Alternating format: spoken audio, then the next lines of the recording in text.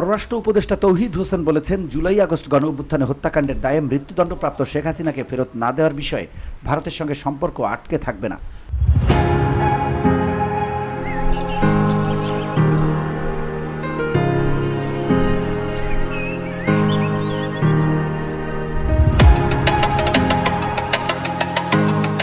রোববার জাতীয় প্রেসক্লাবে ডিকাব আলাপনে সাংবাদিকদের এক প্রশ্নের জবাবে তিনি একথা বলেন।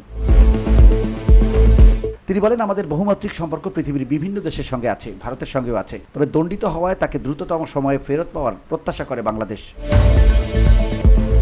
দুই দেশের সম্পর্ক বিষয়ে পররাষ্ট্র উপদেষ্টা বলেন, তিস্তার পানি হোক আর সীমান্ত হত্যা হোক, এগুলো পাশাপাশি থাকবে শেখ হাসিনাকে ফেরত দেওয়ার সঙ্গে।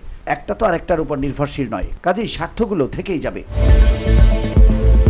দেশের স্বার্থ উদ্ধারের চেষ্টা অব্যাহত থাকবে জানিয়ে তিনি বলেন, কতদিন লাগবে জানি না, কিন্তু আমরা চাই যে তাদের ফেরত দেওয়া হোক, যাতে সাজা কার্যকর করা যায়। সাবেক স্বরাষ্ট্রমন্ত্রীর প্রত্যর্পণের বিষয়ে তিনি বলেন, দণ্ডপ্রাপ্ত সাবেক স্বরাষ্ট্রমন্ত্রীকে ফেরত আনার তথ্য নেই। তিনি ভারতে আছেন সেটা জানলেও অফিসিয়াল কোনো তথ্য জানায়নি দিল্লি। তাকে ফেরত দেওয়ার বিষয়ে আনুষ্ঠানিক কোনো আলোচনা হয়নি। সীমান্ত বিষয়ে তৌহিদ হোসেন বলেন, বাংলাদেশ ভারত সীমান্ত হত্যা পৃথিবীর একমাত্র সীমান্ত হত্যা যেখানে যুদ্ধাবস্থা নেই, কিন্তু সীমান্ত হত্যা হচ্ছে। ঢাকা নিন্দা জানিয়ে আসছে।